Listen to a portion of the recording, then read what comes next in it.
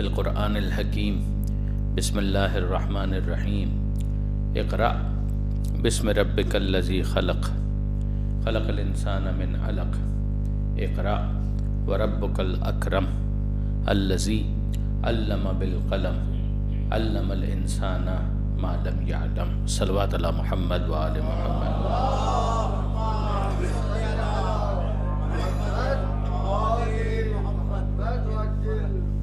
برادران عزیز و خواران محترم، سلسلہ مجالس کی آج یہ تیسری نشست ہے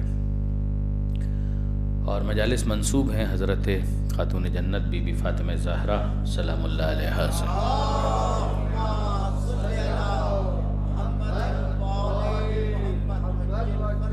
سرنامہ کلام میں مسلسل آپ سورہ علق کی ابتدائی آیتوں کی تلاوت سماعت فرما رہے ہیں۔ ارشاد پروردگار ہے اقرأ بسم ربک الذی خلق، پڑھی اپنے رب کے نام سے کہ جس نے پیدا کیا۔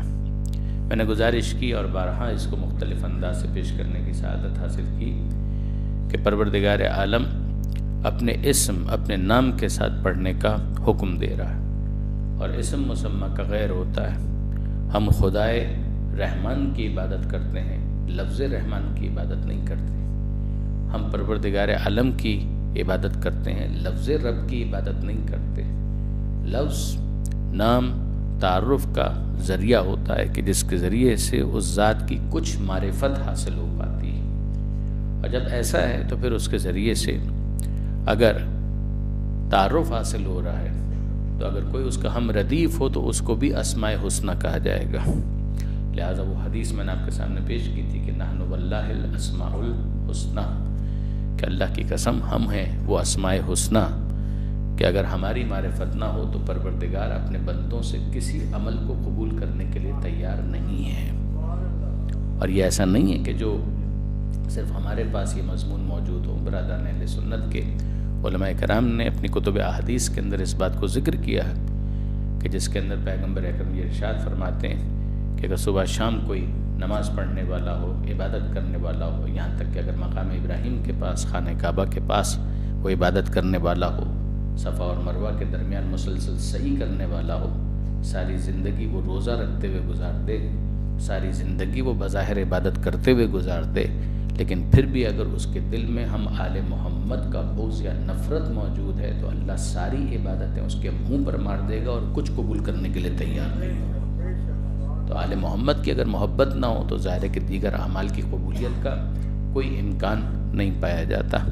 تو ایک مرحلہ وہ ہے کہ جہاں پر آل محمد سے بغض رکھا جائے، دشمنی رکھی جائے، اور ایک مرحلہ وہ ہے کہ جہاں پر اس دشمنی کو ایگزیکیوٹ کیا جائے اور آل محمد پر ظلم کیا جائے۔ یاد رکھیے گا کہ نفرت کا تعلق دل کے ساتھ ہے، مگر وہی نفرت، وہی بغض، وہی عناد جو دل میں ہوتا ہے اگر عملی صورت اختیار کر جائے تو یہ اور شدید تر ہے۔ ناکامی کے لیے، خسارے کے لیے، جہنمی بننے کے لیے تو دشمنی بھی بہت کافی تھی، مگر اگر کوئی ایسا ہے کہ جو اپنی دشمنی کو دل سے نکال کر اپنے اعضاء و جوارح تک لے آئے تو یاد رکھیے گا کہ پھر اس کا انجام اور سخت ہوگا، جہنم میں اس کا مقام اور پست ہوگا۔ درود بھیجئے محمد و آل محمد۔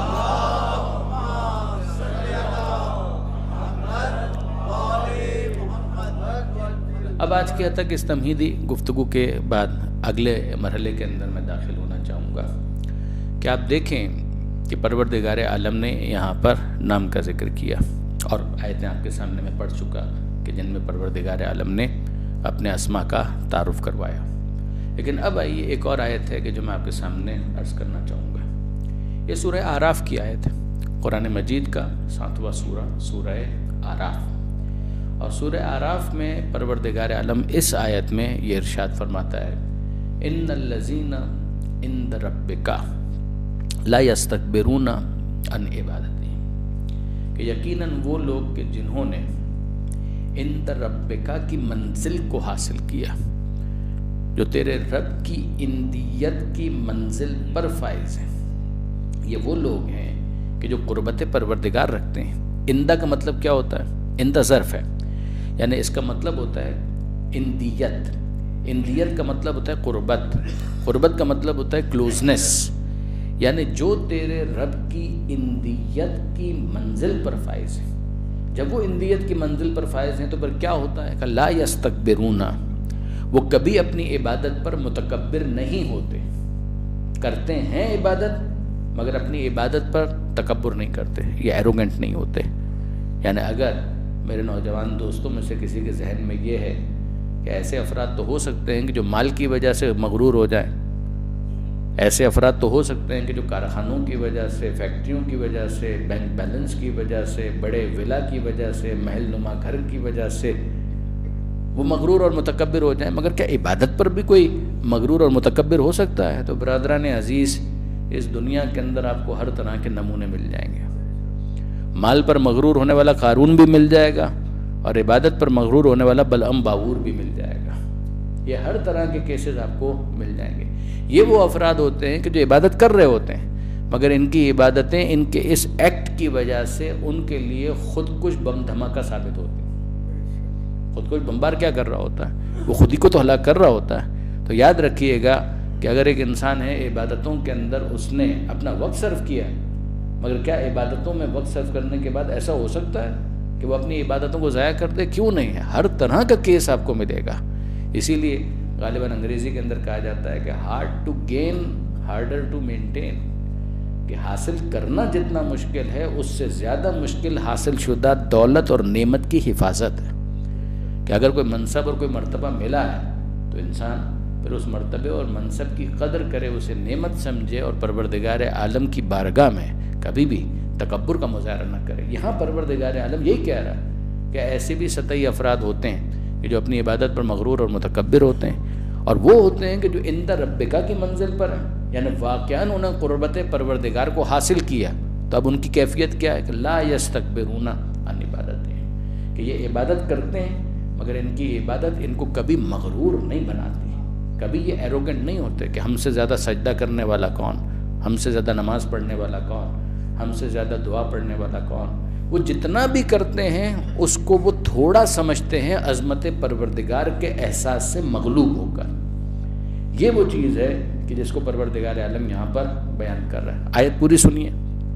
وہ لوگ جو عند ربک کی منزل پر ہیں، آپ کے رب کی اندیت کی منزل پر ہیں، یہ کبھی اپنی عبادتوں کے اوپر متکبر نہیں ہوتے، یہ ان کی پہلی صفت۔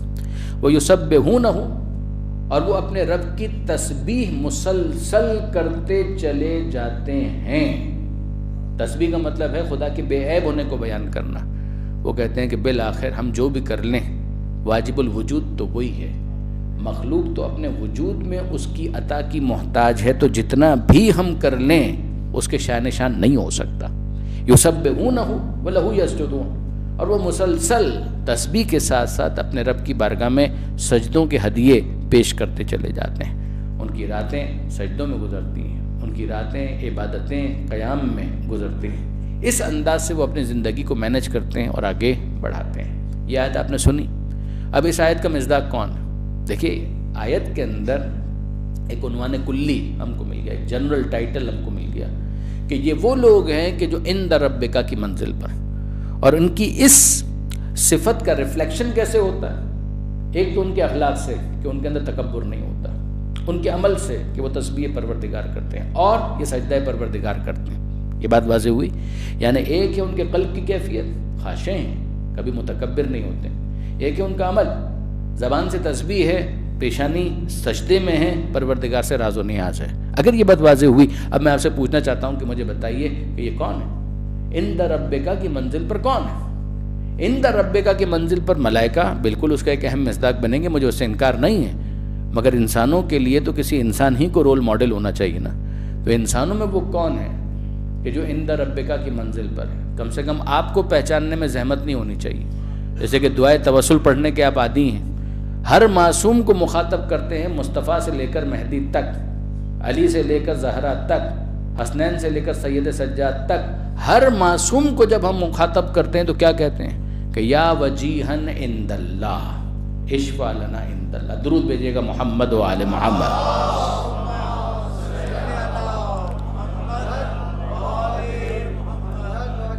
اے وہ کہ جو اندیت کی منزل پر فائز ہے، ہم کو سکھایا گیا یا وجیہن عند اللہ۔ یہ ایسا ہی نہیں ہے کہ جو دعاؤں کے اندر ہم دیکھتے ہیں قرآن مجید کی آیتوں کی تشریح بنتا چلا جاتا ہے۔ اس لیے کہ بولنے والا وہی ہے کہ جو ترجمان قرآن ہے، کہ یا وجیہن عند اللہ، اے وہ کہ جو عند اللہ وجی ہے۔ اب آپ نے اندازہ کیا کہ جو عند اللہ وجی ہے، وجی کا مطلب کیا ہوتا ہے؟ حسین، خوبصورت۔ تو کوئی چہرے کی وجہ سے وجی ہوتا ہے، کوئی سیرت اور کردار کی وجہ سے وجی ہوتا ہے۔ چہرے کی خوبصورتی کی وجہ سے وجی کہلانے والے آپ کو بہت مل جائیں گے، مگر یاد رکھیے گا کردار اور سیرت کی وجاہت کی وجہ سے جن کو وجی کہا جائے ان کی نمایاں ترین شخصیت آل محمد ہے۔ درود بھیجیے گا محمد و آل محمد۔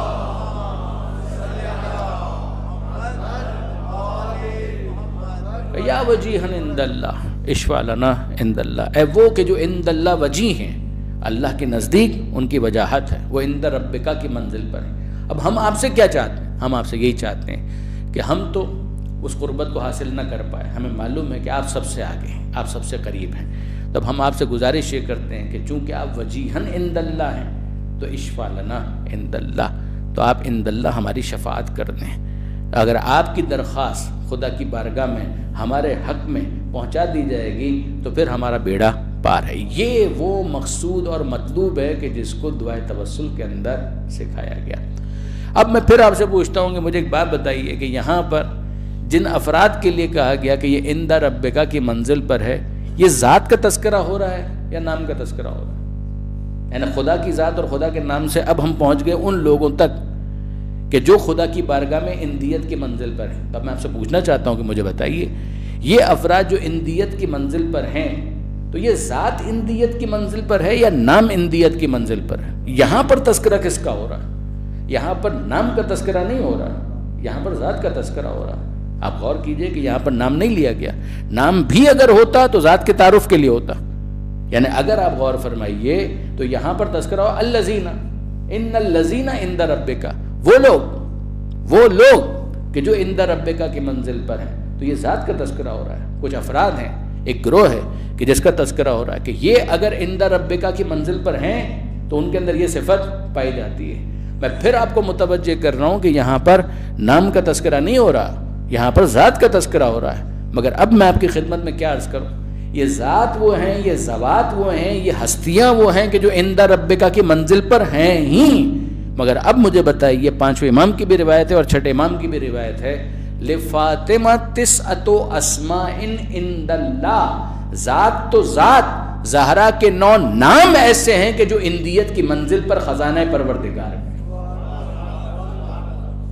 جس کے نام اور ایک نہیں، تسعۃ اسماء، تسعہ عربی کے اندر کہتے ہیں 9 کو، کہ جس کے 9 نام اندیت کی منزل پر فائز ہیں۔ تو آپ مجھے بتائیے برادران عزیز کہ اس ذات کی منزلت عند اللہ کیا ہوگی کہ جس کے 9 نام وہ ہیں کہ جو پروردگار عالم کے خزانہ خاص میں شمار کیے جاتے ہیں۔ اور پھر اس کے بعد امام نے باقاعدہ وہ نام لسٹ کیے ہیں۔ ابھی میں نے آپ کی خدمت میں عرض کی کہ نام ذات کے تعارف کے لیے، نام کے ذریعے سے ذات کی معرفت حاصل ہوتی ہے۔ دیکھیے نام تو آپ بھی اور میں بھی اور سبھی اپنے گھر میں اگر کوئی پیدا ہو جائے تو اس بچے کا نام رکھتے ہیں۔ یہ بات بھی آئی تھی کہ باپ کی یہ ذمہ داری قرار دی گئی کہ وہ اپنی اولاد کا اچھا نام رکھے۔ مگر آپ مجھے بتائیے اچھا نام رکھنے کے باوجود کوئی گارنٹی ہے کہ جیسا نام آپ نے رکھا تھا وہ بچہ ویسے ہی ثابت ہوگا؟ یہ کوئی گارنٹی تو نہیں ہے۔ یعنی عین ممکن ہے کہ کسی کا نام صفی ہو اور کام ایسا ہو کہ جس کے اندر کہیں پر بھی صفائے قلب کا کوئی ثبوت نہ ملتا ہو۔ تو نام تو آپ نے رکھ دیا صفی، مگر اس کے اندر صفائے باطن کے کوئی آثار نہیں ہے، وہ انتہائی قبیح کردار کا حامل ہے۔ عین ممکن ہے کہ انسان کسی کا نام رکھے، یہ کہا گیا کہ بھئی نام رکھو تو ایسا نام رکھو کہ جس سے ابدیت پروردگار کا اظہار ہوتا ہو، عبداللہ، عبد الرحمن، یہ نام رکھو۔ اچھا آپ دیکھیں گے کہ ہمارے یہاں عام طور پر یہ نام رکھنے کا رواج کم ہے۔ عبداللہ، عبد الرحمن، تاکید بہت ہے کہ ایسا نام ہو کہ جو ابدیت پروردگار کے اظہار کا ترجمان بن جائے۔ کیسا نام رکھو؟ عبداللہ، عبد الرحمن، عبد الرحیم مثلا، یہ سارے نام۔ اور کہا گیا کہ جناب نام ایسے رکھو کہ جو انبیاء کے نام ہوں، ان ناموں کے اوپر نام رکھو، مثلا ابراہیم، مثلا اسماعیل، مثلا نوح، مثلا آدم۔ ہمارے یہاں اس کا رواج بھی کچھ کم، ہمارے یہاں عام طور پر یہ نام کم رکھے جاتے ہیں۔ 2 باتیں ہوئی۔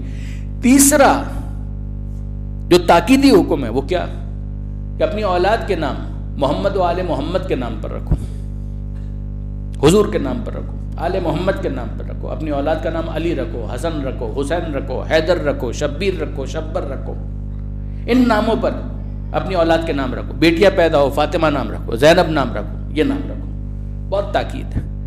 اچھا ہمارے یہاں اس کا رواج بہت زیادہ ہے، تو کوئی خاص وجہ ہے؟ جواب جی ہاں، بالکل خاص وجہ ہے۔ اور وجہ کیا ہے؟ وجہ یہ ہے کہ اگر آپ طول تاریخ کے اندر اٹھا کر دیکھیں گے تو آپ کو ابدیت پروردگار کا اظہار کرنے والے ناموں سے بغض نظر نہیں آئے گا۔ یعنی یہ پابندی آپ کو کہیں نہیں ملے گی کہ اپنی اولاد کا نام عبداللہ مت رکھو، اپنی اولاد کا نام عبد الرحمن مت رکھو، یہ آپ کو نہیں ملے گا۔ آپ کو یہ پابندی نہیں ملے گی کہ اپنی اولاد کا نام ابراہیم مت رکھو، اسماعیل مت رکھو، اپنی اولاد کا نام آدم مت رکھو، یہ نہیں ملے گا۔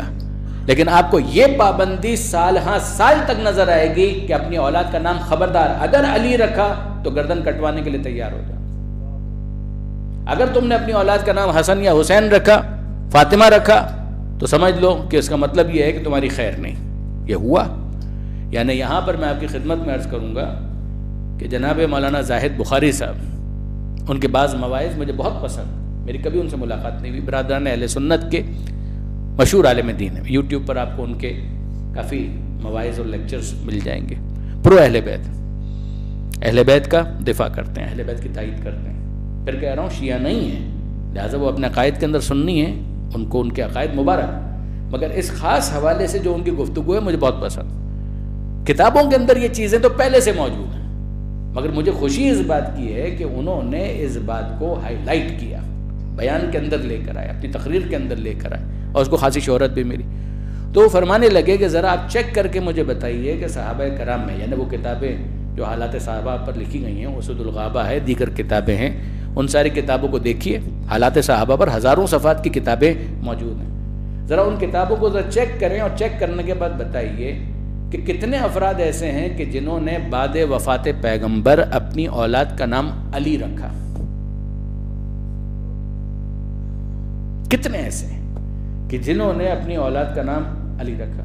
You will not find a single، آپ کو ایک بھی نہیں ملے گا کہ جس نے اپنی اولاد کا نام علی رکھا۔ چیک کر کے بتائیں کہ کتنوں نے اپنے بچوں کا نام حسن رکھا؟ آپ کو ایک بھی نہیں ملے گا۔ کتنوں نے اپنے بچوں کا نام حسین رکھا؟ آپ کو ایک بھی نہیں ملے گا۔ جبکہ میں پوچھنا چاہتا ہوں اگلا جملہ کہ مجھے بتائیے کہ یہ نام حسن اور حسین کس نے رکھا تھا؟ خود پیغمبر اکرم نے۔ تو پیغمبر اکرم اگر کچھ کر رہے ہیں تو وہ سنت ہے یا نہیں؟ اگر وہ سنت ہے تو سنت پر عمل کرنے کے دعوے داروں نے اپنی اولاد کا نام نہ حسن رکھا نہ حسین، تو وجہ کیا تھی؟ وہ کیوں یہ پسند نہیں کر رہے تھے کہ اپنے بچوں کا نام ویسا رکھیں کہ جیسا پیغمبر اکرم نے خود وہ نام رکھا؟ کیا سبب ہے؟ کوئی تو وجہ ہوگی، کوئی تو ریزن ہوگا۔ آپ کو نہ علی نام ملے گا، نہ حسن نام ملے گا، نہ حسین نام ملے گا۔ اور آگے بڑھ جاؤں، آپ کو جعفر نہیں ملے گا، اور یہ لفظ جعفر چھٹے امام کے تعلق سے نہیں، جعفر طیار کے حوالے سے، یعنی اتنی بڑی شخصیت کہ جنہوں نے اپنی جان دے دی ہجرت اول کے اندر، وہ مسلمانوں کے امیر قرار پائے، نجاشی کے دربار میں مسلمانوں کی ترجمانی کر رہے ہیں، مگر جعفر نام پر آپ کو کسی کی اولاد کا نام نہیں ملے گا۔ حمزہ، کیا عجیب بات نہیں؟ جن کو امام حسین سے پہلے سید الشہداء کہا گیا، کربلا کے بعد امام حسین کو سید الشہداء کہا گیا، مگر ان سے پہلے جناب حمزہ کو کہا گیا سید الشہداء، اللہ کے رسول کا شعر۔ یہ جناب حمزہ احد کے میدان میں قتل ہوئے، اور جناب حمزہ کے نام پر کوئی اپنی اولاد کا نام حمزہ رکھنا نہیں چاہ رہا۔ یہ کیا حیران کن بات نہیں؟ یہ کیا عجیب بات ہے؟ یعنی آپ کو صرف دو استثناء ملیں گے۔ بنو عباس کے اندر ایک نام علی ملے گا، وہ تو خود بنی ہاشم سے تعلق ہو گیا، اور دوسرا نام ملے گا حسن بصری۔ یہ دو کہ جنہوں نے حسن نام اختیار کیا، یا ان کے ماں باپ نے ان کا نام حسن رکھا یا علی رکھا، اس کے علاوہ کسی نے نہیں رکھا۔ وہ بنو ہاشم میں ہوئے، اور یہ جناب حسن بصری، ان کے جو آگے کے معاملات وہ خود جانے، لیکن یہ کہ بہرحال نام حسن کیوں رکھا گیا؟ ان کی ماں جناب ام سلمہ رضی اللہ تعالی عنہا کے ساتھ ساتھ تھی، ان کے حجرے میں ہوتی تھی۔ وہ ام المومنین جناب ام سلمہ کہ جو آل محمد سے مخلص بھی تھیں، آل محمد کی وفادار بھی تھیں، وہ اہل بیت سے خلوص رکھتی تھیں، ان کے انفلوئنس کی وجہ سے ان کا نام حسن رکھا گیا، حسن بصری، جن کو بعد میں کہا گیا، ورنہ کسی کا نام نہیں۔ سنت رسول کا تقاضا تو یہ تھا کہ اپنی اولاد کا نام وہ رکھا جاتا کہ کہ جو پیغمبر اکرم رکھتے تھے، لیکن آپ کو نہیں ملے گا۔ میں بھی منزل مصائب سے دور ہوں، مگر چلیے ابن زیاد کے دربار میں بہت سی باتیں ایسی ہوتی ہیں کہ جن کو جب مصائب کی منزل پر بیان کیا جاتا ہے تو توجہ اس خاص اینگل کی طرف نہیں ہو پاتی۔ میں اس وقت مصائب نہیں پڑھ رہا، اگرچہ ابن زیاد کا دربار خود انسان کے ذہن کے اندر ایک تصور لے آتا ہے، لیکن اس ڈائلاگ کی طرف توجہ کیجئے گا۔ یہ مکالمہ کیا ہو رہا ہے؟ سید سجاد کھڑے ہوئے ہیں، اسیر ہیں، گرفتار ہیں، ابن زیاد ممبر پر ہیں، تخت پر ہیں، اور گفتگو ہو رہی ہے۔ اور گفتگو کیا ہو رہی ہے؟ تمہارا نام کیا ہے؟ کہ میرا نام علی ہے۔ علی؟ علی نام سنا بلا گئے، چہبہ جبی ہو گیا، چہرے پر ایک رنگ آتا ہے، ایک رنگ جاتا ہے۔ کہ تمہارا نام کیا؟ کہ علی، میں حسین کا بیٹا علی۔ کہ حسین کا بیٹا علی وہ نہیں ہے کہ جسے کربلا میں خدا نے قتل کر دیا؟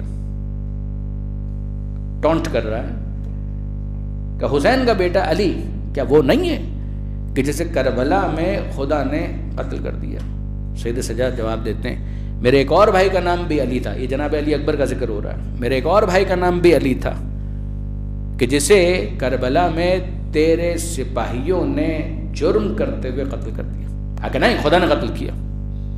کہ روح تو خدا ہی قبض کرتا ہے، مگر مجرم اپنے جرم سے کبھی بری نہیں ہو سکتا۔ یہ گفتگو ہو رہی ہے، یہ گفتگو ہو رہی ہے، یہ گفتگو آگے بڑی ٹینس ہوئی، لیکن یہ ہے کہ اسی درمیان ایک مکالمہ اور ہمیں ملا کہ ابن زیاد نے کہا کہ کیا تمہارے بابا کو کوئی اور نام نہیں ملا؟ کیا سارے بیٹوں کے نام علی رکھتی ہے؟ کہا کہ ہاں، سارے بیٹوں کے نام علی رکھے۔ میرے بابا نے سارے بیٹوں کے نام علی رکھے، ساری بیٹیوں کے نام فاطمہ رکھے۔ سارے بیٹوں کے نام علی، ساری بیٹیوں کے نام فاطمہ۔ کہا کیوں، کوئی اور نام نہیں ملا؟ کہا میرے بابا کو میرے جد کے نام سے عشق تھا، محبت تھی، میری جدہ کے نام سے عشق تھا، محبت تھی۔ انہوں نے اس کے اظہار کے لیے اپنے تمام بیٹوں کے نام علی رکھے اور اپنی تمام بیٹیوں کے نام فاطمہ رکھے۔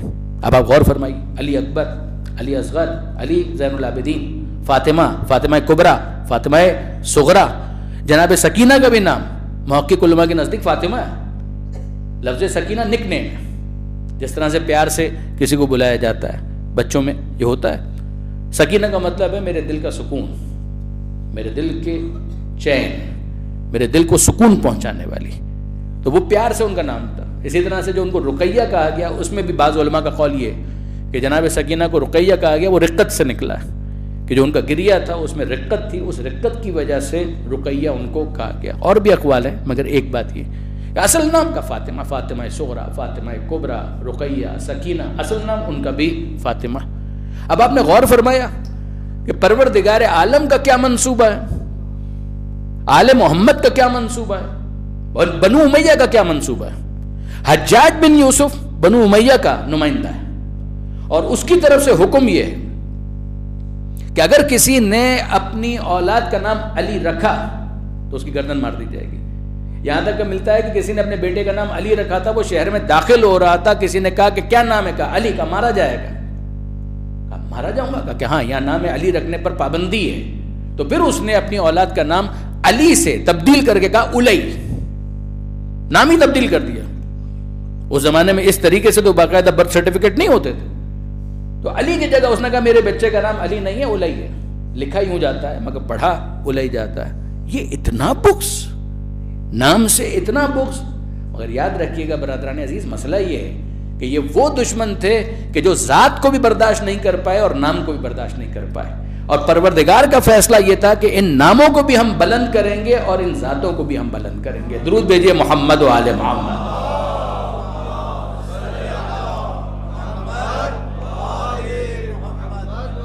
یعنی آپ اندازہ کیجئے کہ اتنے مکر و فریب کے بعد اگر آج نام علی زندہ ہے، اور آج نام علی اتنا پسندیدہ نام، اپنے ہیں غیر ہیں سب، نام علی نام علی نام علی، کیا صرف سبب کیا ہے؟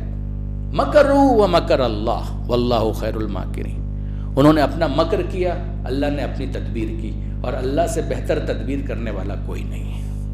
یہ خدا کو شکست نہیں دے سکتے۔ سورہ روم کے اندر کیا انہوں نے یہ سمجھا کہ یہ پروردگار کو ہرا دیں گے، سورہ عنکبوت سورہ روم، کہ خدا کو شکست دے دیں گے. کتنا برا فیصلہ ہے، ساء ما یحکمون، کتنا برا فیصلہ ہے کہ جو انہوں نے کیا. فاذکرونی اذکرکم، تم اگر مجھے یاد رکھو گے تو میں تمہارا ذکر زندہ رکھوں گا، میں تمہیں یاد کروں گا. کہ جس کا ذاکر خود پروردگار ہو، کیا اس کے نام کو بھی کوئی مٹا سکتا ہے؟ درود بھیجئے محمد و آل محمد.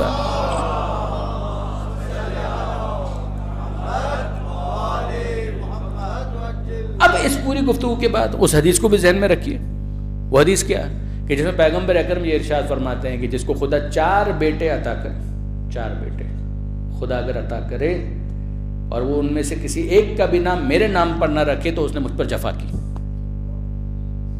اس نے میرا حق ادا نہیں کیا. یعنی اتنا بھی نہیں کر پایا کہ خدا 4 بیٹے عطا کر رہا ہے، کسی ایک کا نام میرے نام پر محمد رکھے، مصطفیٰ رکھے، یاسین رکھے، طٰہٰ رکھے، کوئی نام، کوئی لقب جو پیغمبر اکرم کا ہے، مزمل، مدثر، کوئی ایسا کہ جس سے پیغمبر اکرم کا تصور ذہن میں آئے. نام ہوتا اسی لیے ہے کہ اس کے ذریعے سے وہ کردار ذہنوں کے اندر آ جاتا ہے. اب آئیے اس بات کی طرف واپس ہم چلیں.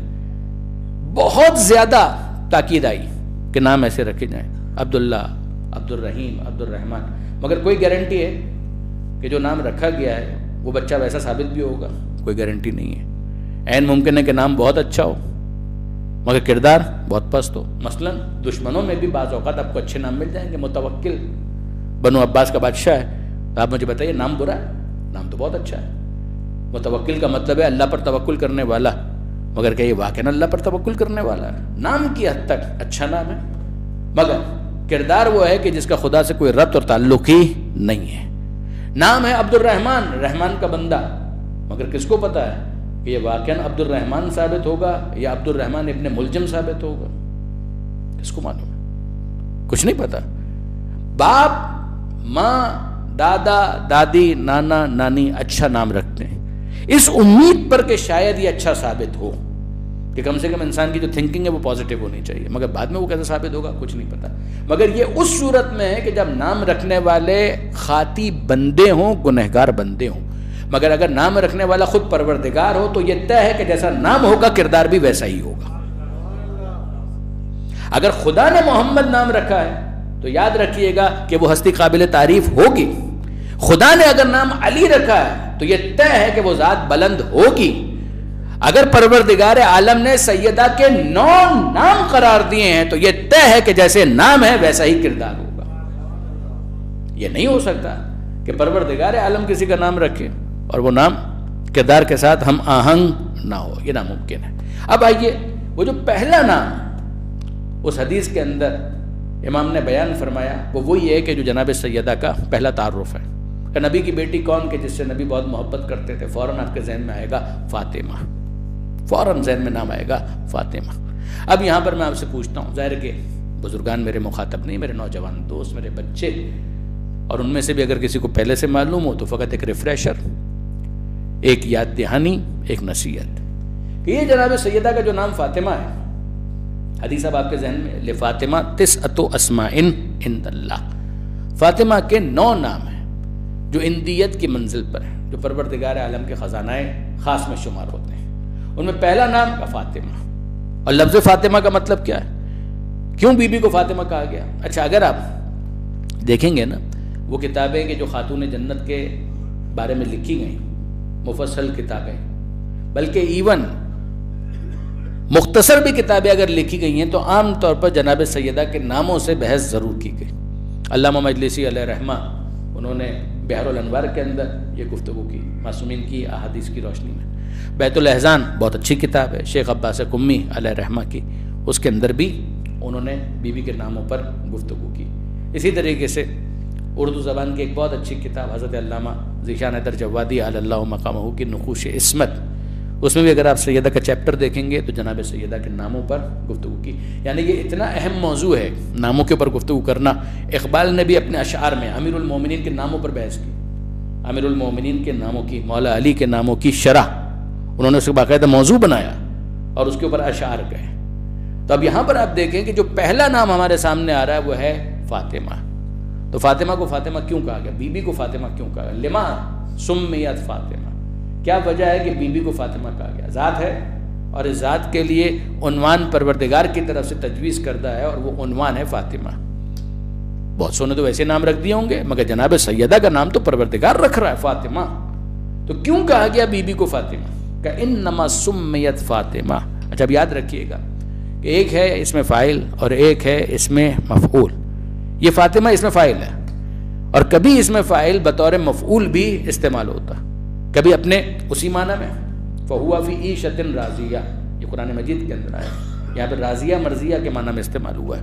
یہ اہل علم کے لیے، ظاہر ہے کہ اہل علم واقف ہیں کہ میں کیا عرض کرنا چاہ رہا ہوں، کہ کبھی ہوتا ہے اس میں فاعل مگر وہ اس میں مفعول کا مطلب دے رہا ہوتا ہے، کبھی اس میں مفعول ہوتا ہے وہ اس میں فاعل کا مطلب دے رہا ہوتا ہے۔ یہ عجیب بات ہے کہ جناب سیدہ کا جو نام فاطمہ ہے، اگر آپ فاطم دیکھیں تو فاعل کے وزن پر، فاطمہ وہ فاعلہ کے وزن پر، لیکن غور طلب بات یہ ہے کہ کبھی یہ اس میں فاعل کے معنی میں آ رہا ہے اور کبھی یہ اس میں مفعول کے معنی میں آ رہا ہے، اور زیادہ آسان کروں کبھی یہ سبجیکٹ کے معنی میں آ رہا ہے، کبھی یہ آبجیکٹ کے معنی میں آ رہا ہے انگلش گرامر کے اعتبار سے۔ تو عجیب بات ہے کہ جناب سیدہ کو فاطمہ کہا گیا، تو روٹ ورڈ کیا ہے؟ تو روٹ ورڈ ہے فتمہ، فے، توئیں اور میم۔ اس سے کیا چیز ڈپیکٹ ہوتی ہے؟ قطع کر دینا، قطع کر دینا، الگ کر دینا، جدا رکھنا، فاصلہ، سیپریشن۔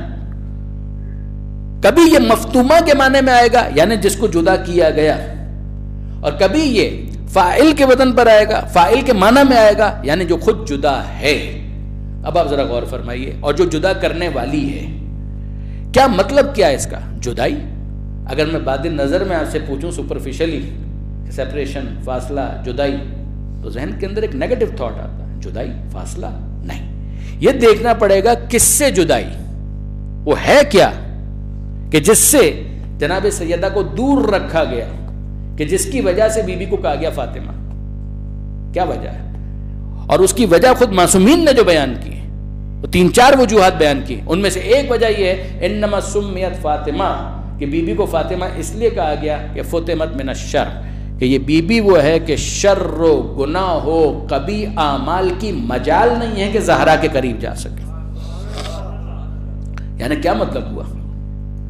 ایک طرف گناہ، ایک طرف سیدہ کا مجال نہیں ہے کہ کوئی گناہ، کوئی خطا، کوئی عمل بد کہ جناب سیدہ کے قریب جا سکے، فاصلہ، دوری جناب سیدہ سے۔ اب آپ غور فرمائیے، یہ جو لفظ فاطمہ کا مطلب ہوا تو اس کا نتیجہ کیا نکلا کہ کوئی گناہ بی بی کے قریب نہیں جا سکتا، اور آسان کروں کوئی نجاست بی بی کے قریب نہیں جا سکتی، اور آسان کروں کوئی رجس بی بی کے قریب نہیں جا سکتا۔ تو اگر کوئی رجس بی بی کے قریب نہیں جا سکتا تو یہ اعلان تو آیہ تطہیر میں ہوا تھا، یہ اعلان تو آیہ تطہیر میں ہوا تھا، اور آیہ تطہیر نازل ہوگی کب؟ جب بی بی اس دنیا میں تشریف لے آئیں گی تب نہیں، جب بی بی مکی زندگی گزار رہی ہیں تب نہیں، جب بی بی نے ہجرت کر لی اور مدینہ تشریف لے آئیں تب نہیں۔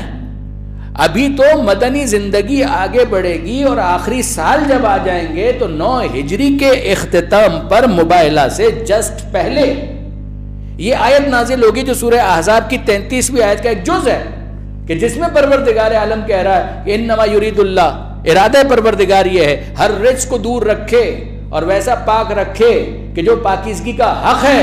اب آپ نے غور فرمایا کہ وہاں پر کیوں یہ ترجمہ کیا جاتا ہے؟ دور کیا نہیں، دور رکھا، پاک کیا نہیں، پاک رکھا۔ تو پاک کب سے ہیں؟ جب سے یہ ہیں تب سے پاک ہیں، جب سے یہ ہیں تب سے رجس ان سے دور ہے۔ یہ لفظ فاطمہ اتنی وسعت رکھتا ہے کہ بجائے خود آیہ تطہیر کا جانشین بھی ہے، نائب بھی ہے۔ درود بھیجیے گا محمد و آل محمد۔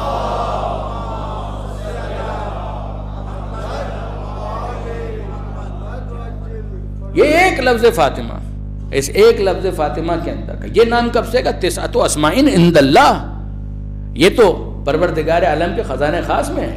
یہ آیہ تطہیر بھی منتظر تھی کہ کب اسے دنیا کے اندر بھیجا جائے، ورنہ یہ آیہ تطہیر لوح محفوظ پر تو پہلے سے موجود ہے۔ ایسا نہیں ہے کہ اس دنیا میں آنے کے بعد ان کی پاکیزگی اور طہارت کا اعلان کیا جا رہا ہے، اعلان تو پہلے سے ہے، یہ تو قرآن کے اندر اس کو فارملی ڈاکومنٹ کیا جا رہا ہے، پروردگار عالم کی طرف سے اس کو رجسٹر کیا جا رہا ہے قرآن مجید کے اندر۔ جس طرح سے بہت ساری واقعیات اور حقیقت ہے، ہم کہیں قل هو اللہ احد، کہہ دیجئے کہ اللہ ایک ہے، تو ایسا تھوڑی مطلب ہے کہ جب یہ آیت نازل ہوئی اس کے بعد خدا ایک ہے۔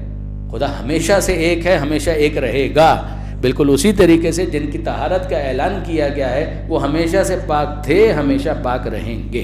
درود بھیجیے محمد و آل محمد۔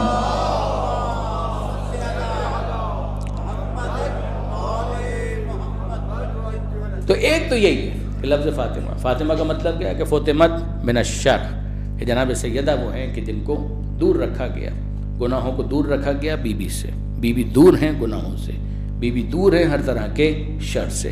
یہ ایک لفظ جناب سیدہ کے معصومہ ہونے پر دلیل ہے کہ بی بی کا نام فاطمہ رکھا گیا، دوسرے لفظوں میں بی بی کو معصوم رکھا گیا۔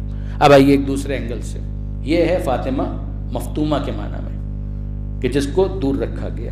اب آئیے دوسرا مطلب، لفظ فاطمہ بطور اسم فاعل، اور وہ کیا ہے کہ جناب سیدہ کو فاطمہ کہا گیا، اس کی ایک اور وجہ بھی ہے، اور وہ کیا ہے کہ جناب سیدہ جب گناہوں سے دور ہیں تو پھر اگر گناہ ہو تو اس کا نتیجہ کیا ہوتا ہے کہ جہنم کے شعلے، سزا، عقوبت۔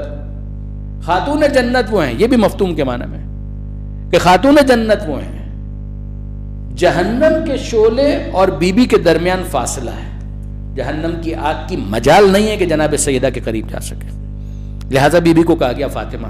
اور اب تیسرا مطلب جو بیان کیا گیا وہ آپ کے ذوق سے اور بھی قریب ہے، اور وہ کیا کہ بی بی کو فاطمہ اس لیے کہا گیا، اب یہ فاطمہ اس میں فاعل کے معنی میں کہ بی بی فاطمہ کو فاطمہ اس لیے کہا گیا کہ وہ خود تو جہنم کے شعلوں سے دور ہیں، وہاں جب گناہ ہی نہیں ہے تو جہنم کے شعلے کیسے قریب آ سکتے ہیں، مگر اب یہ فاطمہ ہیں، خود بھی دور کرنے والی ہیں، خود بھی دور کرنے والی ہیں۔ اب کن کو دور کرنے والی ہیں؟ ان گنہگاروں کے لیے کہ جن کا نصیب جہنم ہے، مگر اگر وہ زہرا کے ماننے والے ہیں تو بی بی کی شفاعت کے صدقے میں ماننے والے محبین کے بھی قریب جہنم کے شعلے نہیں جا سکتے، لہٰذا بی بی کو فاطمہ کہا گیا۔ بے شک من ذا الذی یشفع عندہ الا باذنہ، کون ہے جو خدا کی بارگاہ میں شفاعت کرے مگر وہی کہ جس کو خدا نے اذن اور اجازت دیا۔ یہ بی بی تو وہ ہیں کہ جن کا نام فاطمہ رکھا گیا، یقیناً اور حتماً مسند شفاعت کے اوپر جناب سیدہ تشریف فرماؤں گی۔ بہرحال شفاعت کے اپنے شرائط جو ہیں وہ اپنی جگہ پر، مجھے اس سے انکار نہیں ہے، لیکن یہ ہے کہ ان کی سفارش کی وجہ سے، ان کی شفاعت کی وجہ سے، ان کے کہنے کی وجہ سے، ان کی دعا کی وجہ سے، اور عجیب انداز سے، ظاہر ہے کہ میں اتنی تفصیل میں نہیں جا سکوں گا، لیکن یہاں تک ملتا ہے کہ جناب سیدہ جنت میں داخل ہونے سے انکار کر دیں گے، وہ کہیں گے کہ اے پروردگار، حکم ہوگا کہ بی بی آپ جنت میں داخل ہو جائیں، جنت آپ کی منتظر ہے۔ کہ اے پروردگار کیا تو نے میرا نام فاطمہ نہیں رکھا تھا؟ کہا کہ بے شک آپ کا نام فاطمہ ہے۔ کہ جب میرا نام فاطمہ ہے تو میرے نام فاطمہ رکھنے کی ایک وجہ یہی ہے کہ جہنم کے شعلے میرے چاہنے والوں کے قریب نہیں آ سکتے۔ اے پروردگار میں جاننا چاہتی ہوں کہ میرا تیرے نزدیک کیا مرتبہ اور مقام۔ تو جناب سیدہ کو مخاطب کر کے کہا جائے گا کہ بی بی اہل محشر کی طرف نظر ڈالیے، اور کوئی بھی اگر آپ کو ایسا نظر آتا ہے کہ جو آپ کا محب ہے تو آپ چن کر اسے جنت میں داخل کر دیجیے۔ اگر کوئی ایسا، شیعہ تو شیعہ محب بھی، ایک خالص شیعہ سلمان فارسی صفت، ابو ذر غفاری، اور ایک میثم تمار، اور ایک محب، ممکن ہے کہ کچھ گناہ بھی کیے ہوں، کہ اگر کوئی محب بھی ہے درست ہے آپ اس کو بھی لے جائیے، اشارہ کیجئے، اسے جنت میں داخل ہونے کی اجازت مل جائے گی۔ صرف اتنا نہیں، جناب سیدہ پھر رک جائیں گی۔ شیعہ تو گئے جنت میں، محبین تو گئے جنت میں، مگر پھر جناب سیدہ رک جائیں گی، اور جناب سیدہ اب بھی جب داخل نہیں ہوں گی تو پروردگار فرمائے گا بی بی اور بھی کچھ چاہتی ہیں؟ کہا کہ ہاں۔ اب پروردگار کی طرف سے حکم ہوگا کہ اے بی بی ذرا دیکھیے، اہل محشر میں اگر کوئی آپ کو ایسا نظر آتا ہے نا کہ جس نے آپ کی خاطر آپ کے محبوں کے ساتھ کبھی کوئی اچھا سلوک کیا، یہ عجیب ہے۔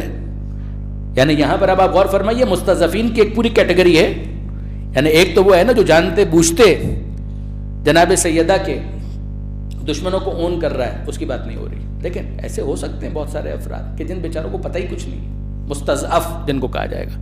ہاں لیکن یہ ہے کہ بہرحال جناب سیدہ کے بارے میں اچھا خیال بھی ہے، گمان بھی ہے، بی بی سے عقیدت بھی ہے، محبت بھی ہے۔ ذرا سوچئے گا اس وسیع کینوس کے اوپر، بحر الانوار کے اندر یہ پوری تفصیل آپ کو مل جائے گی کہ جناب سیدہ سے کہا جائے گا بھئی شیعہ تو گئے جنت میں، جو محبین تھے چلیے گنہگار تھے مگر 12 اماموں کے ماننے والے تھے، 14 معصومین کے ماننے والے تھے، وہ تو گئے جنت میں. لیکن اب جناب سیدہ کن کو لے جا رہے ہیں؟ اب یہ وہ مستضعفین ہیں، یہ وہ بیچارے کمزور ہیں کہ بی بی سے عقیدت تو ہے مگر ان کے لیے بہت ساری چیزیں واضح ہوئی نہیں تھی.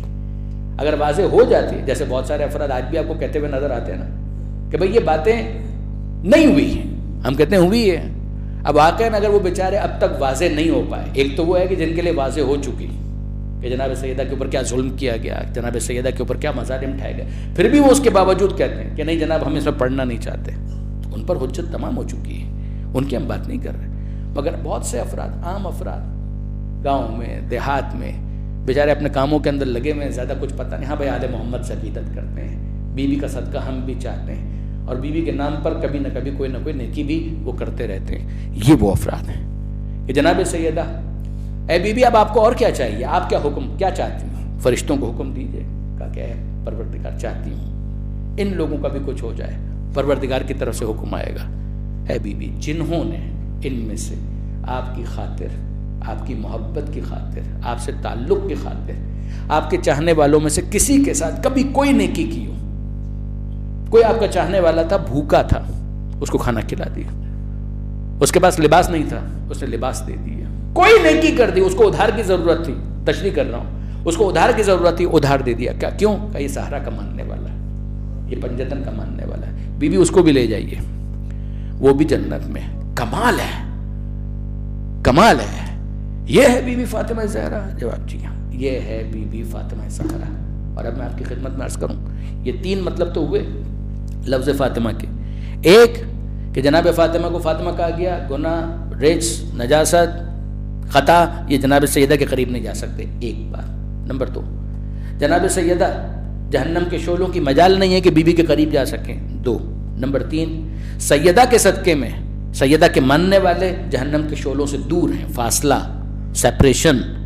اس وجہ سے بی بی کو فاطمہ کہا گیا. اور سنیے کہ جناب سیدہ کو فاطمہ کہا گیا اس وجہ سے کہ کسی کے لیے ممکن نہیں ہے کہ بی بی فاطمہ کی معرفت کا حق ادا کر سکے. ماننے والوں اور سیدہ کی معرفت کے درمیان فاصلہ ہے. ناممکن کہ کوئی جناب خاتون جنت کی معرفت کا حق ادا کر سکے. یہ بھی وجہ ہے کہ بی بی کو فاطمہ کہا گیا. اور اس جملے کے ذریعے سے جو پہلی تقریر تھی اس گفتگو سے میں متصل ہوا. اگر آپ کو یاد ہو میں نے گزارش کی تھی، ایک ہے خدا اور ایک ہے مخلوق. کیا عجیب بات ہے، خدا کی معرفت کا کوئی نقطہ آخر ممکن ہے؟ ممکن نہیں ہے، وہ لامحدود ہے.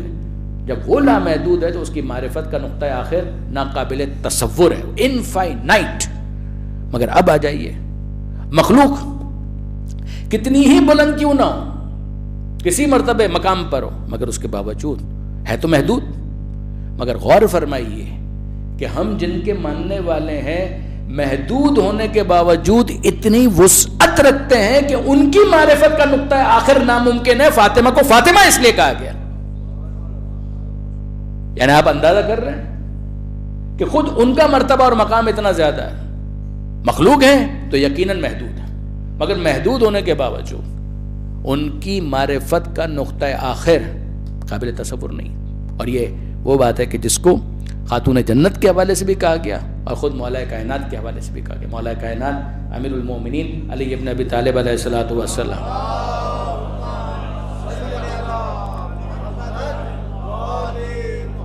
وہ حدیث میں آپ کے سامنے پڑھ چکا پہلی تقریر کے اندر کہ جس میں پیغمبر اکرم یہ ارشاد فرماتے ہیں ما عرفنا کا حق کا معرفتک، کہ مالک جو تیری معرفت کا حق ہے وہ میں بھی ادا نہ کر سکا. یہ بحث ہو چکی وہ خالق کی نسبت سے، جس میں خالق کی طرف سے قدردانی ہے. پروردگار عالم گویا اس کو ایکنالج کرتا کہ جب تم نے یہ مان لیا کہ حق کے معرفت ادا نہیں ہو سکتا تو اسی کو ہم حق کے معرفت مان لیں گے، وہ لامحدود. اور اب آئیے فیکچولی محدود، مرتبے کے اعتبار سے اتنی وسعت کہ کوئی نقطہ آخر سمجھ میں نہیں آ رہا. خود پیغمبر اکرم کا قضیہ یہی ہے، جو اتنا قریب ہو خدا سے کہ دنا فتدل فکان قاب قوسین او ادنا، وہ قریب ہوا اور قریب ہوا، یہاں تک کہ 2 کمانوں کے درمیان کا فاصلہ رہ گیا، بلکہ اس سے بھی کم. یہ خود اس لفظ کے اندر اگر آپ غور کریں، او ادنا، اس سے بھی کم، تو کتنی قربت ہے. کہاں ان خاکی بندوں کی حیثیت کہ وہ پیغمبر اکرم کی معرفت کا حق ادا کر سکیں. جبکہ وہ محدود ہیں مگر ممکن نہیں. جناب سیدہ ابھی آپ نے سنا. اور مولا کائنات کے تعلق سے یقین جانیے کہ یہ روایت دل کو چھو جاتی ہے, دل کو چھو جاتی ہے. اور وہ روایت حضرت سلمان فارسی کے تعلق سے مجھے بہت پسند کہ جناب سلمان فارسی آپ جانتے ہیں بزرگ صحابی, یعنی انتہائی ضعیف, قلبی اعتبار سے انتہائی جوان, روحانی اعتبار سے اسپرچولی انتہائی جوان. یعنی یہ خود ایمان کی علامتوں میں سے بیان کیا گیا کہ مومن کبھی بوڑھا نہیں ہوتا. لائٹر نوٹ پہ عرض کر رہا ہوں, البتہ یہ ہے روایت کے اندر کہ مومن کبھی بوڑھا نہیں ہوتا. اس کے بال سفید ہو جاتے ہیں, ممکن ہے کمر میں خم آ جائے, مگر اس کا ایمان جوان کا جوان رہتا ہے. تو اب جناب سلمان فارسی بزرگ صحابی مسجد نبوی سے باہر تشریف لا رہے تھے, اور کوئی صاحب تھے کہ جو مسجد نبوی کی طرف جا رہے تھے. تو اب جناب سلمان فارسی کے ساتھ ان کی گفتگو ہو رہی, اور وہ گفتگو کیا ہے؟ اے سلمان تم مسجد سے آ رہے ہو, پیغمبر اکرم تو یقیناً وہاں پر ہوں گے, کوئی اور بھی تھا؟ بھائی مسجد نبوی سرکاری جگہ ہے, پیغمبر اکرم کے ایک طرح سے آفس, تو پیغمبر اکرم تو وہاں پر ہوں گے, کوئی اور بھی تھا؟ اب سلمان فارسی کے جواب کو آپ دیکھیے. تو جناب سلمان فارسی کہتے ہیں کہ ہاں ہاں تھا, کوئی تھا, مگر میں نہیں جانتا, میں نہیں پہچانتا, میں نہیں پہچانتا کہ وہ کون تھا. اب آپ جانتے ہیں کہ پہچاننا معرفت کا اردو ترجمہ ہے. لفظ معرفت بھی استعمال ہوتا ہے لیکن پہچاننا بھی استعمال ہوتا ہے.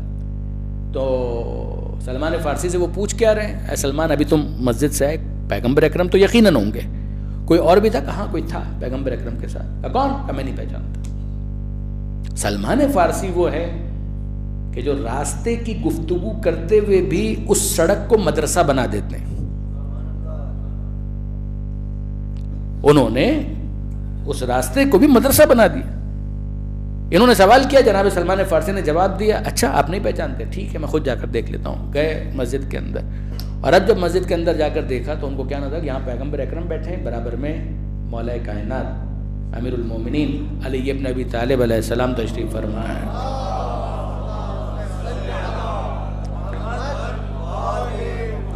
اب جب پیغمبر اکرم کے ساتھ مولا کو دیکھا تو وہ سٹ پٹائے.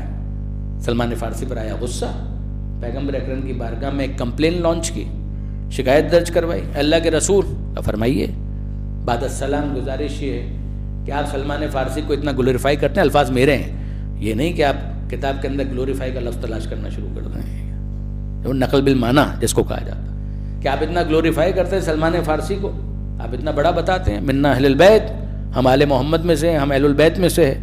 لیکن آپ دیکھیے ابھی سلمان فارسی سے میری بات ملاقات ہوئی, میں نے اتنا سادہ سوال کیا کہ مسجد میں آپ کے ساتھ کوئی اور بھی ہے, تو وہ کہہ رہے تھے کہ ہاں ہے مگر میں نہیں پہچانتا. اب بتائیے, وہ علی کے بارے میں کہہ رہے ہیں کہ میں نہیں پہچانتا, علی کو نہیں پہچانتے. پیغمبر اکرم مسکرائے, پیغمبر اکرم بھی جانتے ہیں کہ سلمان کیا کہنا چاہ رہے تھے, علی بھی مسکرائے, علی بھی جانتے ہیں کہ سلمان کیا سمجھانا چاہ رہے تھے.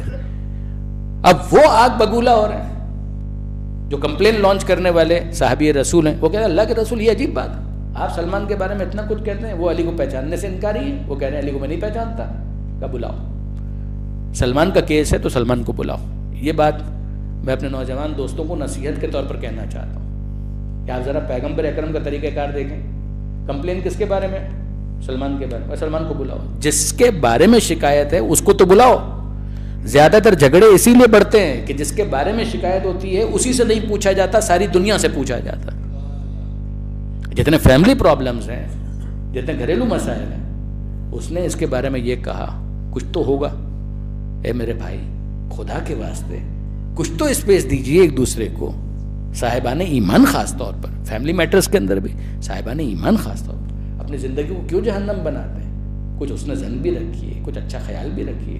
تو سلمان فارسی کے بارے میں کمپلین ہے, تو پیغمبر اکرم نے کہا بھائی سلمان کا کیس ہے, سلمان کو بلاؤ. سلمان فارسی کو بلایا گیا. بزرگ صحابی ہیں پیغمبر اکرم کے, مگر جان رہے تھے, اینٹیسپیٹ کر رہے تھے کہ جو میں نے کہا ہے اس کے نتیجے میں ہونے والا یہی ہے کہ وہ اندر جائیں گے, علی کو دیکھیں گے اور پیغمبر اکرم سے شکایت کریں گے. تو وہ گویا پہلے سے تیار تھے. مدینہ ہے بھی چھوٹا شہر, آج بھی چھوٹا ہے, اس زمانے میں تو خیر بہت ہی مختصر تھا. تو سلمان فارسی کو بلایا گیا. جناب سلمان فارسی تشریف لائے. پیغمبر اکرم کہتے ہیں سلمان تمہاری شکایت آئی ہے. کہ اللہ کے رسول بصر و چشم, کیا حکم ہے فرمائیے, کیا شکایت؟ کہ ان کی ایک کمپلین ہے, ہاں فرمائیے کیا کمپلین ہے؟ کہا بھی آپ سے میری باہر ملاقات ہوئی؟ کہا بالکل ہوئی۔ میں نے آپ سے کچھ پوچھا تھا؟ کہا بالکل پوچھا تھا۔ میں نے آپ سے پوچھا تھا کہ اللہ کے رسول کے ساتھ کوئی اور بھی مسجد میں ہے؟ کہا بالکل آپ نے پوچھا تھا۔ آپ نے جواب دیا تھا کہ ہاں ہے؟ کہا یہی میں نے جواب دیا تھا۔ میں نے پوچھا تھا کہ وہ کون ہے؟ کہا جی ہاں آپ نے پوچھا تھا۔ اور آپ نے کیا کہا تھا؟ میں نے یہ کہا تھا کہ میں نہیں پہچانتا۔ کہا آپ علی کو نہیں پہچانتے؟ آپ علی کے بارے میں کہہ رہے ہیں کہ آپ نہیں پہچانتے؟ اللہ کے رسول کہتے ہیں سلمان اس کو جواب بھی دو، سمجھا بھی دو، کیا کہنا چاہ رہے ہو؟ اللہ کے رسول I still maintain my statement, میں اب بھی اپنی بات پر قائم۔ کیا مطلب؟ اب وہ صحابی جو ہیں وہ کہنے لگے اللہ کے رسول دیکھا اب تو آپ کے سامنے بھی اعتراف جرم کر لیا، کنفیشن، یہ کہہ رہے ہیں کہ میں علی کو نہیں پہچانتا۔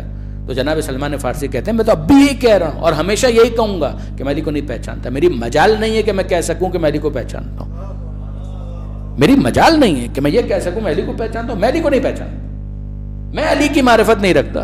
پیغمبر اکرم مسکرا کر کہتے ہیں سلمان سمجھاؤ اس کو، سمجھاؤ۔ تو اب سلمان فارسی کہتے ہیں اللہ کے رسول میں نے کسی اور سے نہیں، آپ کی زبانی سنا، آپ کی زبانی۔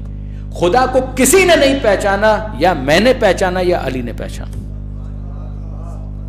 خدا کو کسی نے نہیں پہچانا، یا میں نے پہچانا یا علی نے پہچانا۔ مجھے کسی نے نہیں پہچانا، یا خدا نے پہچانا یا علی نے پہچانا۔ اور علی کو بھی کسی نے نہیں پہچانا، یا خدا نے پہچانا یا میں نے پہچانا۔ اے اللہ کے رسول جس کو پہچاننے والے خدا اور مصطفیٰ ہوں، تو میں اپنے گریبان میں جھانک کر دیکھتا ہوں، نہ میں خدا نہ میں مصطفیٰ، میں کیسے کہہ سکتا ہوں کہ میں علی کو پہچانتا ہوں؟ میں اب بھی یہی کہتا ہوں کہ نہ میں علی کو جانتا ہوں نہ میں علی کو پہچانتا ہوں۔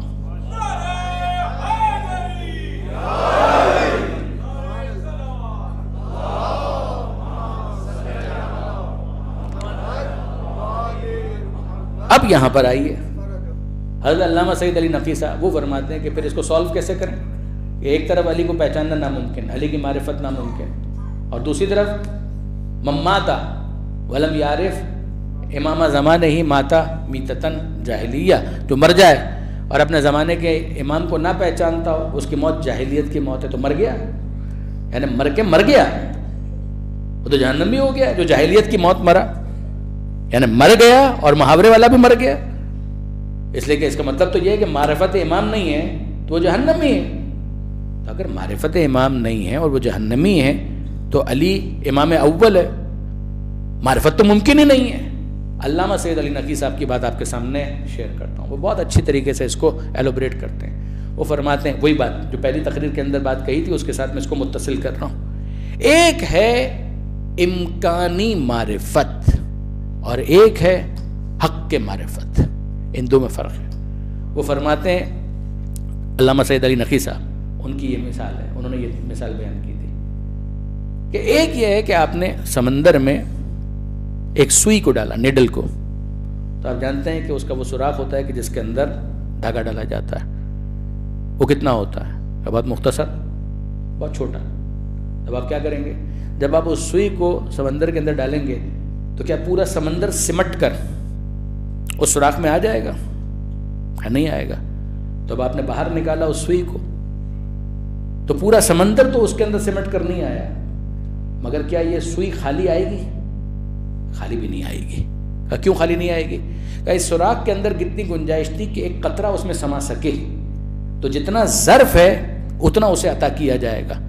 سمندر سخی ہے، سمندر بخیل نہیں ہے، سمندر دینا چاہتا ہے، مگر اگر لینے والے کے ظرف میں وسعت نہیں ہے تو ظرف سے زیادہ نہیں ملے گا۔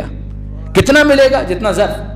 اگر ناکے میں سوراخ میں ایک قطرے کو سمیٹنے کی طاقت ہے تو ایک قطرہ ملے گا۔ آپ ایک کپ ڈال دیجئے تو کپ برابر پانی اس کے اندر آ جائے گا، ایک گلاس ڈال دیجئے تو گلاس برابر پانی اس کے اندر آ جائے گا۔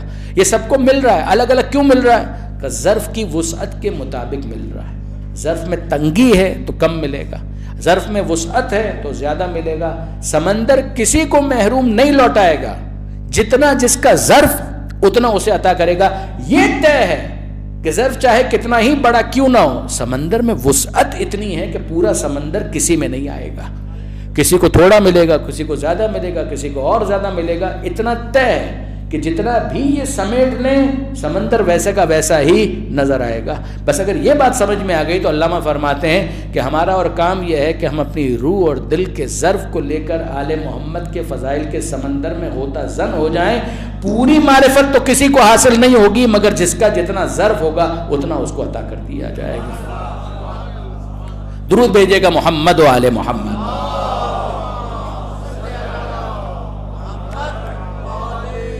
اور اب میرے لیے بہت ضروری ہو گیا سلمان کا جملہ. اب آپ نے محسوس کیا سلمان کیوں ہے 10ویں درجے پر, کیوں ہے جناب ابو ذر 9ویں درجے پر, کیوں ہے کوئی اور 8ویں درجے پر, کیا وجہ ہے؟ کوئی تو ریزن ہے. جس کا جتنا ظرف اس اعتبار سے, اور یہ ظرف بھی وہ فلیکسیبل ظرف ہے کہ ترقی کے ساتھ اس میں وسعت پیدا کی جا سکتی ہے. بھئی آپ سوئی کا جو ناکا یا سوراخ دیکھتے ہیں وہ تو خود سے بڑا نہیں ہو جائے گا, لیکن انسان کو پروردگار عالم نے روحانی ظرف وہ دیا ہے کہ جس کے اندر وسعت پیدا کی جا سکتی ہے. اب آئیے وہ بی بی کہ جس کا ذکر کر کے مجھے اپنی تقریر کو بالکل اختتام کی طرف لے جانا ہے. 5 منٹ آج بھی آپ کے میں زیادہ لے لوں گا. یہ جناب فضہ ہے, کمال ہے, واقعاً کمال ہے. یہ جناب فضہ اور ان کے حوالے سے حافظ کفایت حسین جناب سیدہ فاطمہ, معرفت ناممکن بقدر ظرف یس, بقدر ظرف یس, حق کے معرفت کا ناممکن. اب ذرا جناب فضہ کے اس تبصرے کو ذہن میں رکھیے گا.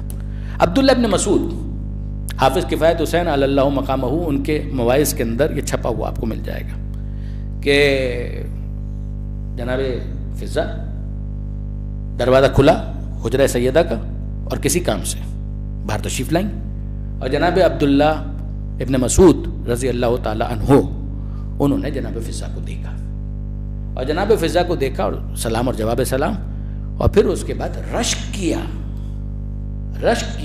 جناب فضہ کی قسمت پر, اور کہنے لگے کہ فضہ کیا کہنا آپ کے نصیب کا, کیا کہنا آپ کی قسمت کا. آپ نے تو جنت کما لی, آپ کی جنت پکی, آپ کی جنت حتمی, آپ کی جنت گارنٹیڈ. بھائی جو خدمت زہرا میں ہے اس کی جنت کے بارے میں کیا شبہ ہو سکتا ہے کہ آپ کی جنت تو پکی. تو جناب فضہ نے کہا کہ عبداللہ کس جنت کی بات کر رہا ہوں, اے عبداللہ کس جنت کی بات کر رہا ہوں. اب عبداللہ ابن مسعود سٹ پٹائے, انہوں نے کہا کہ یہ کیا کہہ رہی ہیں جناب فضہ, بھائی جنت, کیا جنت کے بارے میں بھی نہیں معلوم کہ جنت کس کا نام ہے؟ اور قرآن مجید کے اندر جس کا بار بار تذکرہ آیا ہے وہی تو جنت ہے. تو عبداللہ کہہ رہے ہیں بی بی کیا آپ نہیں جانتے کہ جنت کیا ہے؟ کہا کہ نہیں میں نہیں جانتی. تم میرے لیے کہہ رہے ہو کہ جنت آپ کی پکی, مجھے بتاؤ کس جنت کی بات کر رہے ہو؟ کہا بی بی وہی مرنے کے بعد جو ملے گی, جہاں پر نیکوکار جائیں گے, جہاں پر نعمتیں ہوں گی, میں اس جنت کی بات کر رہا ہوں جس کا تذکرہ قرآن مجید کے اندر آیا ہے, ہم فیہا خالدون, اور اس طرح کی تعبیرات. جنات تجری من تحتہا الانہار, جس کے نیچے نہریں جاری ہیں, حور ہیں, قصور ہیں, یہ ہے وہ ہے, ساری نعمتیں ہیں, میں اس جنت کی بات کر رہا ہوں. اب ذرا جناب فضہ کے اس تبصرے پر غور کیجئے گا. جناب فضہ عبداللہ سے کہتی ہیں عبداللہ اتنا عرصہ ہو گیا پیغمبر اکرم کی صحبت میں معرفت حاصل نہیں کر پائے. عبداللہ اتنا عرصہ ہو گیا صحبت پیغمبر میں مگر پیغمبر اکرم کی معرفت حاصل نہیں کر پائے. اب انصاف سے مجھے بتائیے کہ عبداللہ کو اوفینڈڈ فیل کرنا چاہیے یا نہیں؟ انہوں نے اوفینڈڈ فیل کیا اور انہوں نے کہا اے فضہ میں نے کیا ایسی بات کہہ دی کہ آپ مجھے بے معرفت بتا رہی ہیں, آپ مجھے بے معرفت بتا رہی ہیں, میں نے ایسا کیا کہہ دیا؟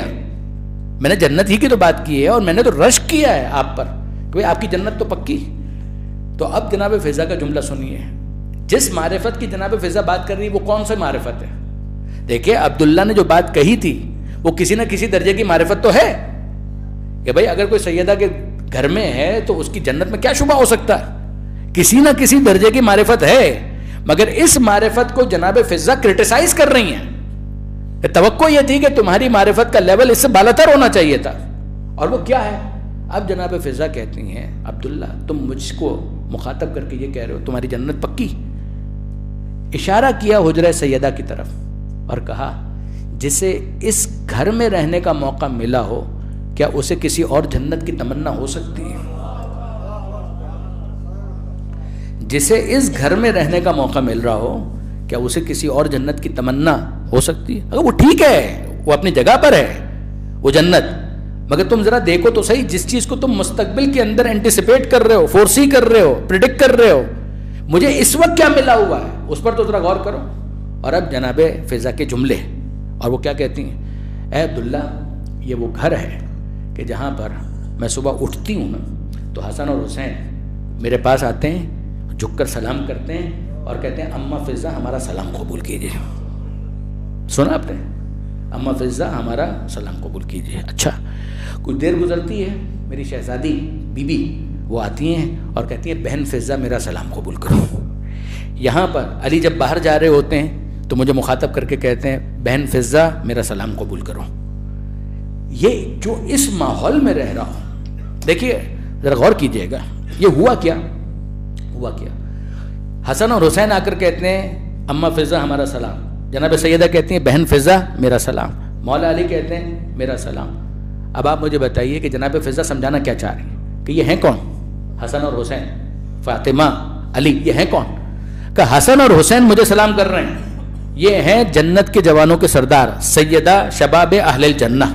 تم جنت کی بات کر رہے ہو، تم کہہ رہے ہو جنت ملے گی، پکی جنت ہے، آپ کی ضمانت ہے، کہ ذرا یہاں پر دیکھو مجھے تو ابھی کون سلام کر رہا ہے؟ جو جنت کے جوانوں کے سردار ہیں وہ مجھے کہہ رہے ہیں بی بی سلام لیجئے، ہم آپ کو ماں کہہ کر مخاطب کرتے ہیں۔ کہ بی بی فاطمہ کون ہے؟ بی بی فاطمہ ہے سیدۃ النساء اہل الجنہ، جنت کی عورتوں کے سردار۔ بچے کون ہیں؟ سیدہ شباب اہل الجنہ۔ ماں کون ہے؟ سیدۃ النساء اہل الجنہ، جنت کی عورتوں کی سردار۔ اور علی کون ہے؟ کہ قسیم النار والجنہ، جنت اور جہنم کا بانٹنے والا۔ ارے جو جنت کے سرداروں میں اسی دنیا میں رہ رہی ہو، اسے یہاں پر اس حجرے کے ہوتے ہوئے کسی اور جنت کی تمنا ہو سکتی ہے؟ عجیب جملہ ہے۔ اور عزیزان، اب میں آپ کو متوجہ کروں گا اس دعا کی طرف کہ جو ہم اپنے مرحومین کے لیے مانتے ہیں۔ وہ کیا ہے؟ ہم اپنے مرحومین کے لیے جب دعا مانگتے ہیں تو کیا کہتے ہیں؟ اے پروردگار انہیں جنت الفردوس میں جگہ عطا فرما۔ صرف اتنی دعا نہیں ہوتی ہماری دعا صرف اتنی نہیں ہوتی ہے، یہ دعا بھی غلط نہیں ہے، مگر جس کی معرفت زیادہ ہے وہ سوچتے سمجھتے ہوئے دعا کیا مانگتا ہے؟ اے پروردگار، بہت عمدہ، اے پروردگار ہمارے مرحومین کو جنت الفردوس میں، اعلیٰ علیین میں، جوار معصومین میں جگہ عطا فرما۔ جوار معصومین میں، جوار کا مطلب کیا ہے؟ پڑوس۔ یعنی جناب فضا سمجھانا یہ چاہ رہی ہیں کہ تم وہاں بھی اگر مانگتے ہو تو معصوم کا جوار پڑوس مانگتے ہو، اس فضا کے بارے میں تمہارا کیا خیال ہے؟ وہاں نہیں، یہیں پر، جوار نہیں، حجرے کے اندر جگہ مل گئی ہے فضا کو۔ آپ نے غور فرمایا برادر نے کہ یہاں پر جوار نہیں، مجھے اس گھر کے اندر جگہ ملی کہ جو جنت کے سرداروں کا گھر ہے۔ یہ جناب فضا کا جملہ۔ اور اب اس جملے کو منزل مصائب، اسی جملے کو جناب فضا کا کسی اور انداز سے دیکھیے۔ بحر الانوار کے اندر یہ روایت ہے، کم پڑھی جاتی ہے۔ ورقہ بن عبداللہ اس کتاب، علامہ مجلسی کہتے ہیں کہ میں نے بعض کتابوں میں اس روایت کو دیکھا، اس لیے میں نقل کر رہا ہوں۔ غواث علوم آل محمد، علامہ مجلسی اللہ مقامہ، بڑا احسان ہے اس ہستی کا۔ انہوں نے بحر الانوار میں ورقہ بن عبداللہ سے اس روایت کو نقل کیا۔ ورقہ بن عبداللہ کہتے ہیں کہ میں مکہ گیا ہوا تھا حج کے لیے، اللہ آپ سب کو نصیب کرے۔ میں مکہ گیا ہوا تھا حج کے لیے اور خانہ کعبہ کا طواف کر رہا تھا۔ جب میں خانہ کعبہ کا طواف کر رہا تھا تو طواف کے دوران میں نے ایک کنیز کو دیکھا جو انتہائی پرسوس اور مؤثر انداز میں پروردگار سے طواف کے دوران مناجات کر رہی تھی۔ اس کنیز نے خدا کو، خانہ کعبہ کو مخاطب کر کے پروردگار عالم سے خطاب کیا اور کہا کہ اے پروردگار، اے کعبہ کے رب، اے مشاعر کے رب، اے زمزم کے مالک، اے پروردگار میں تجھ سے یہ دعا مانگتی ہوں کہ مجھے میرے سردار اور ان کی اولاد کے ساتھ قیامت کے دن محشور فرما۔ دعا ہو گئی، دعا ہو گئی۔ اے کعبہ کے رب، اے صفا و مروہ کے رب، اے مشاعر کے مالک، اے زمزم کے صاحب، اے پروردگار میں تجھ سے دعا مانگتی ہوں کہ مجھے قیامت کے دن اپنے آقا اور ان کی ذریت، ان کی اولاد کے ساتھ محشور فرما۔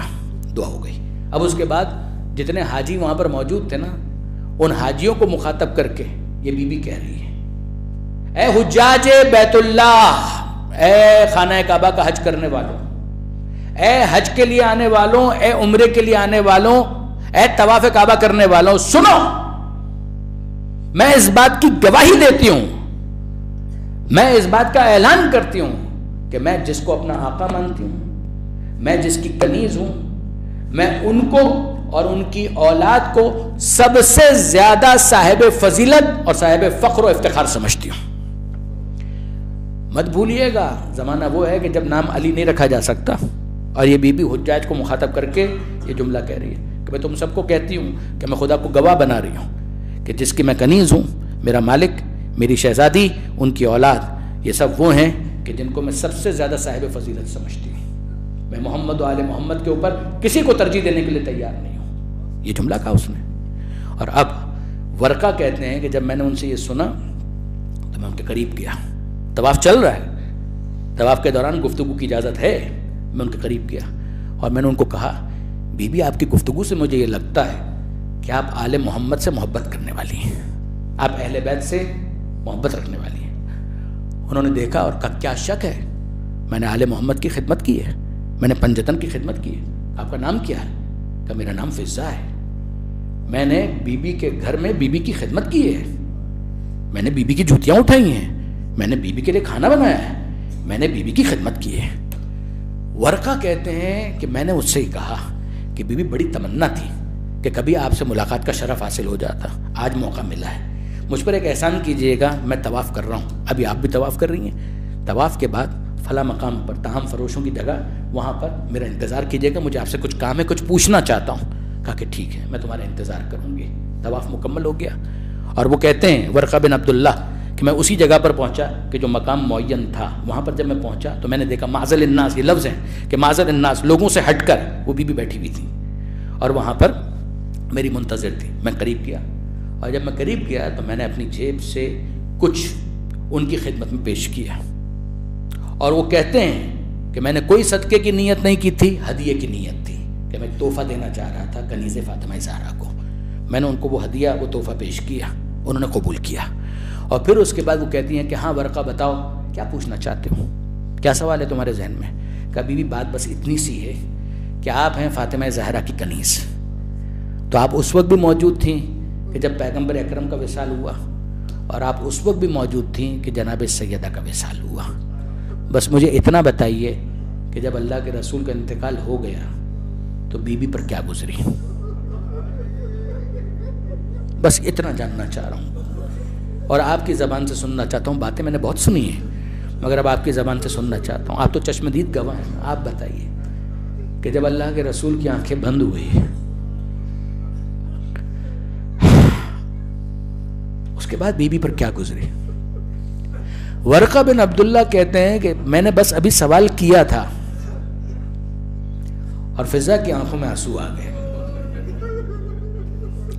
آنکھوں میں آنسو تیرنے لگے اور کچھ دیر کے بعد وہ آنسو چھلک پڑے اور جناب فضہ نے گریہ کرنا شروع کیا اور کہتی ہیں ورقہ تم نے ان چنگاریوں کو بھڑکا دیا جو میرے دل میں موجود تھیں، اس زخم کو تم نے تازہ کر دیا جن کو میں نے چھپایا ہوا تھا، جن کو میں سہ رہی، مگر جب تم نے پوچھا ہے تو میں پوری روایت نہیں پڑھوں گا، اردو ترجمہ موجود ہے، اگر پڑھنا چاہیں آپ جناب سیدہ کے حالات پر جو بحر الانوار کی جلد ہے اس کو دیکھیے گا۔ مولانا حسن امداد ممتاز الافاضل صاحب نے واقعاً بڑی زحمتوں کے ساتھ اس کا ترجمہ کیا ہے، عربی میں تو ہے ہی، اردو ترجمہ بھی موجود ہے، میں تو خلاصہ عرض کر رہا ہوں کہ فضہ کہتی ہیں کہ تم نے ان چنگاریوں کو بھڑکا دیا، مگر جب پوچھا ہے تو میں بتاتی ہوں کہ جب پیغمبر اکرم کا وصال ہوا تو حضور کے وصال کے بعد آنکھیں بند ہونے کے بعد غمگین تو سبھی تھے، دشمنوں کی ہم بات نہیں کر رہے، باقی تو غمگین سبھی تھے، کیا صحابہ کیا صحابیات، مدینہ منورہ کے رہنے والے پیغمبر اکرم کی فرقت اور جدائی پر غمگین تو تھے، مگر کسی کا غم ویسا نہیں تھا کہ جیسا فاطمہ زہرا کا، ویسے ہی غمزدہ تو کوئی نہیں تھا کہ جیسا غم فاطمہ زہرا کا تھا۔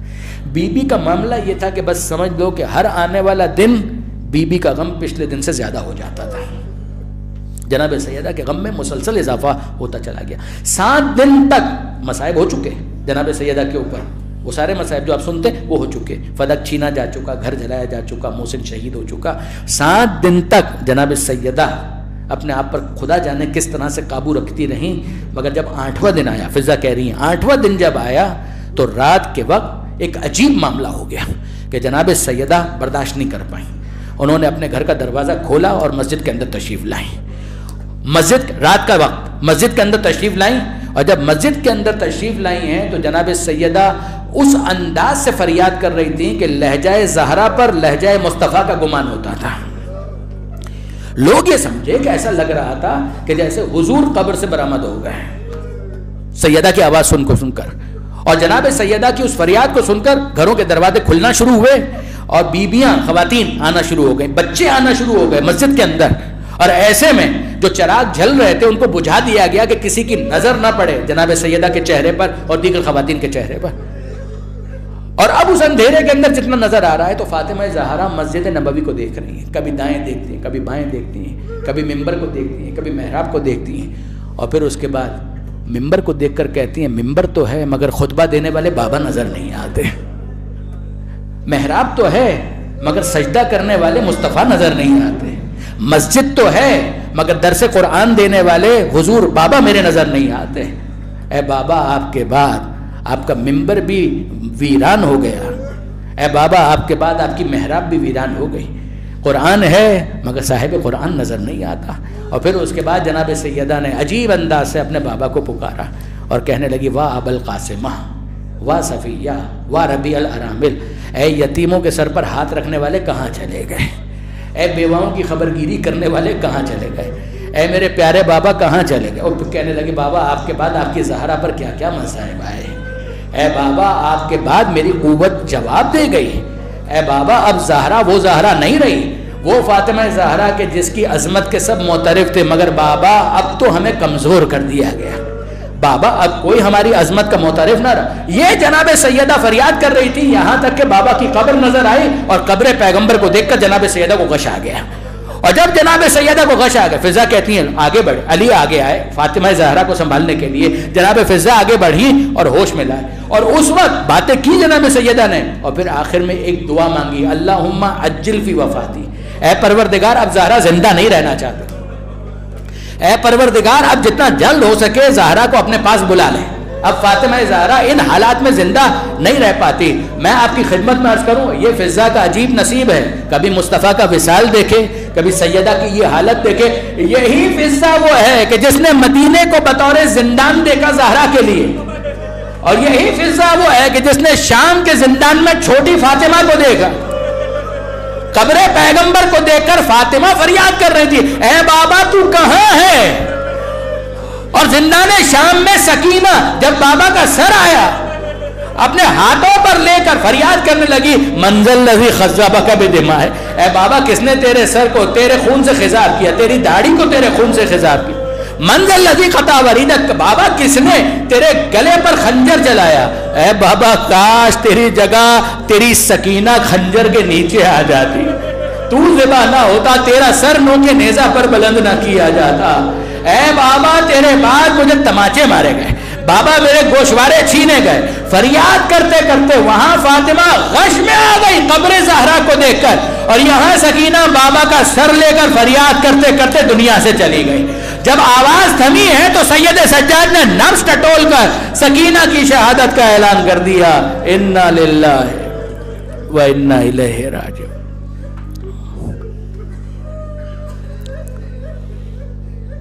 الا لعنۃ اللہ علی الظالمین وسیعلم الذین ظلموا ای منقلب ینقلبون۔ بار الہ اس قلیل توسل کو اپنی بارگاہ میں قبول فرما۔ مالک جناب سیدہ کو ہم سب کا پرسہ دیتے ہیں، حسین کا پرسہ جناب سیدہ کو، حسن کا پرسہ سیدہ کو، سیدہ کا پرسہ کس کو نہیں؟ اے پروردگار مصطفیٰ کی بارگاہ میں پرسہ، اے اللہ کے رسول اپنی بیٹی کا پرسہ قبول کیجیے، اے مولا کائنات اپنی زوجہ کا پرسہ قبول کیجیے، اے حسنین اپنی ماں کا پرسہ قبول کیجیے، اور سب سے بڑھ کر زمانے کے امام کو اے مولا آپ کو آپ کی جدہ کا پرسہ، اے پروردگار بی بی کے صدقے میں بی بی کے ماننے والوں کی توفیقات میں اضافہ فرما، دعاؤں کو مستجاب فرما، زمانے کے امام کے ظہور میں تعجیل فرما، ہمیں ان کے اعوان و انصار میں شمار فرما۔ ربنا تقبل منا انک